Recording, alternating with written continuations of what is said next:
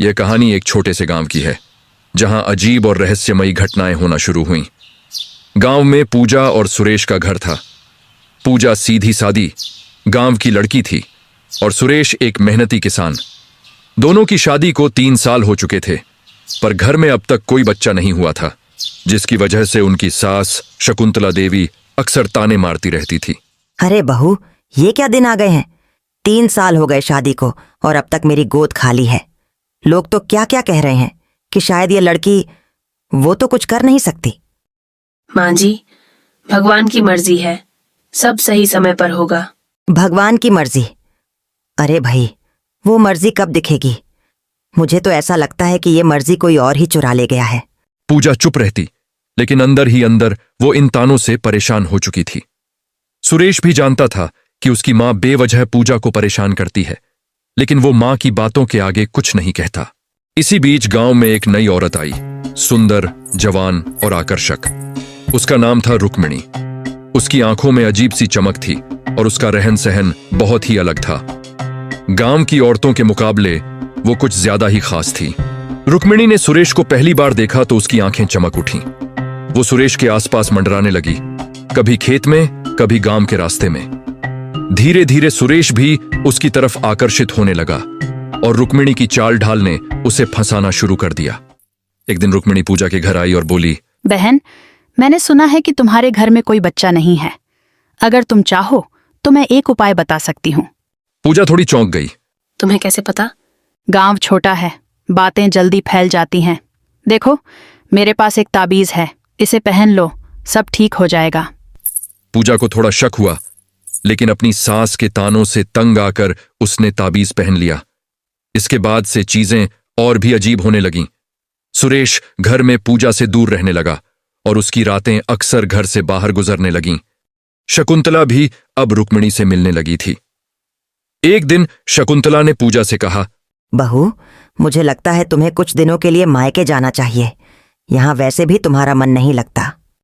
पूजा को शक हुआ, लेकिन उसने मां जी की बात मान ली। वो मायके चली गई, लेकिन जाने से पहले उसने कुछ अजीब देखा। सुरेश रात के अंधेरे में रुक्मिणी के घर जा रहा था। पूजा का दिल टूट गया।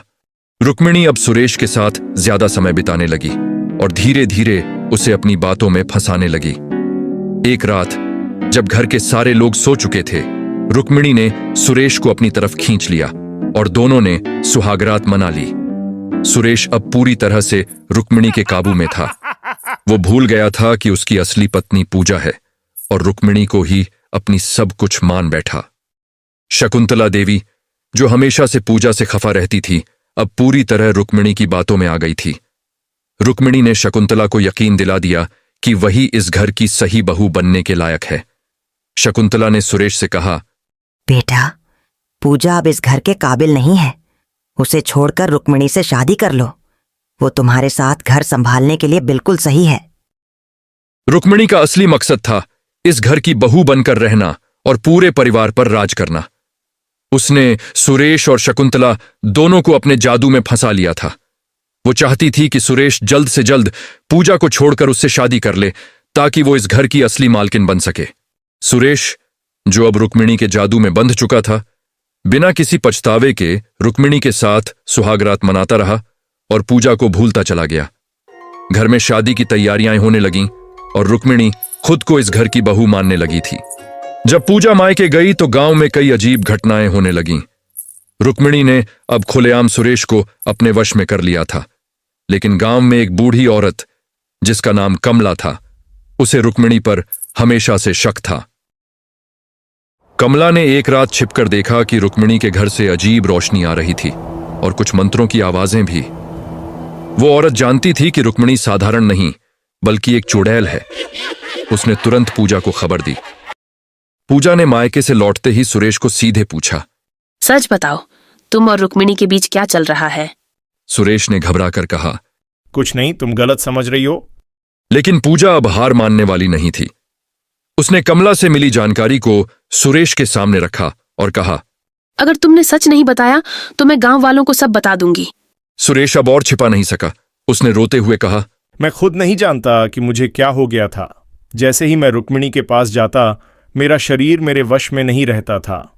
जब पूजा ने सुरेश को सारी सच्चाई बताई और उससे कहा, अगर तुम मुझसे सच्चा प्यार करते हो और इस बुरी ताकत से छुटकारा पाना चाहते हो तो मेरे मांग में सिंदूर भरो और मुझे फिर से अपना बना लो। तभी अचानक दरवाजा जोर से खुला। एक तेज ठंडी हवा घर में घुस गई और उसके साथ ही रुक्मिणी दरवाजे पर खड़ी थी। उसकी आंखों में आग जैसी लाल चमक और चेहरे पर डरावनी मुस्कान थी। रुक्मिणी गुस्से से चीखते हुए बोली, सुरेश, तुम ये नहीं कर सकते। मैं तुम्हें अपना बना चुकी हूं और तुम अब किसी और के नहीं हो सकते। पूजा और सुरेश एकदम चौंक गए। सुरेश, जो अब पूजा के सच्चे प्यार को समझ चुका था, थोड़ी देर के लिए हिल गया, लेकिन पूजा ने तुरंत सुरेश का हाथ पकड़ लिया और उसे ताकत दी। उसने गुस्से में रुक्मिणी की ओर देखा और कहा, तुम्हारा खेल खत्म हो चुका है रुक्मिणी। मैं जानती हूं तुम कौन हो और अब तुम्हारा जादू काम नहीं करेगा। रुक्मिणी ने अपने हाथ उठाकर एक जोरदार मंत्र बोला और घर की खिड़कियां जोर जोर से हिलने लगीं। घर के अंदर अजीब सी हलचल मच गई, मानो कोई भयंकर तूफान आने वाला हो। कमरे में रखी चीजें एक एक कर गिरने लगीं और रुक्मिणी की शक्ल और भी डरावनी होती जा रही थी। उसकी लंबी काली बालियां हवा में उड़ने लगीं और उसका शरीर धीरे धीरे एक धुंध में बदलने लगा। पूजा ने सुरेश की आंखों में देखा और कहा, सुरेश, अगर तुम सच में मुझे और हमारे रिश्ते को बचाना चाहते हो तो अब वक्त है। मेरे मांग में सिंदूर भरो और हमारा रिश्ता एक बार फिर से मजबूत करो। सुरेश ने हिम्मत जुटाई और उसी समय पूजा के मांग में सिंदूर भरा। जैसे ही सिंदूर पूजा के मांग में पड़ा, घर के अंदर फैली डरावनी हवा अचानक शांत हो गई। रुक्मिणी ने तड़पते हुए एक जोर की चीख मारी। नहीं, ये कैसे हो सकता है? रुक्मिणी चिल्लाते हुए बोली। उसकी सारी ताकत टूटने लगी थी। उसकी आंखों की लाल चमक मद्धम पड़ने लगी और उसके चेहरे पर डर साफ झलकने लगा। रुक्मिणी ने गुस्से में आकर सुरेश की ओर बढ़ने की कोशिश की, लेकिन जैसे ही वह आगे बढ़ी, उसका शरीर तेजी से कांपने लगा।